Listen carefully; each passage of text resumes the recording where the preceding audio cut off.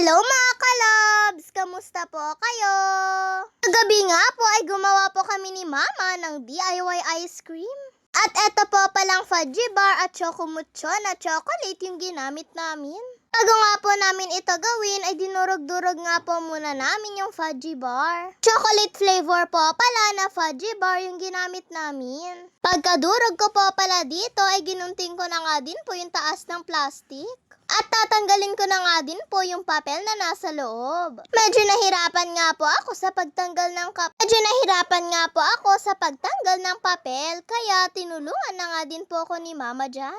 Adikit po kasi yung fudgy bar mga kalabs Kaya yung ibang fudgy bar nga po na natira, yung ginawa nga po namin dun bago po durugin ay tinanggal na nga po muna namin yung papel sa loob. Sinunod na rin po pala namin itong chocomucho na biskuit. At nung nadurog ko na nga din po lahat, eto nga at nilalagyan ko na rin po ito ng creme densada. At eto lang naman po ang ilalagay ko dito mga kalabs. Sa isa ko na rin po palang nilalagyan yung mga nadurog ko. Habang ginagawa ko nga po yan ay medyo kinakabahan nga din po ako.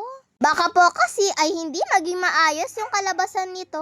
Bali napanood ko lang po pala ito sa Facebook mga kalabs. Kaya sabi ko nga po kay Mama ay gayahin po namin.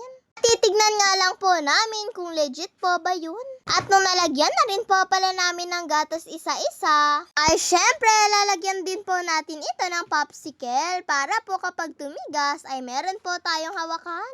Pinili po pala namin itong popsicle mga kalabs. Bali, 6 na piraso po pala yung nagawa namin. Pero dun po sa gatas ay meron pa pong natira.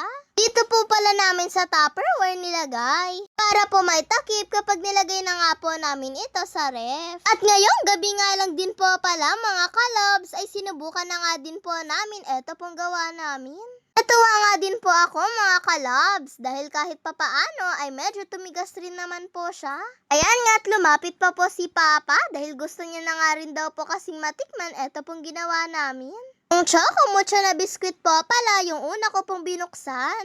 Ayan mga kalabs, tignan nyo naman po hindi nga po siya masyadong perfect pero legit naman po siya.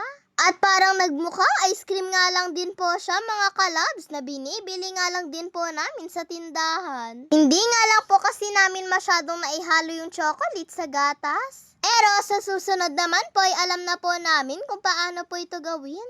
At hindi na rin po pala nakapaghintay si Papa mga kalabs. Binuksan niya na nga din po itong isang fudgy bar. At eto naman daw po yung titikman niya.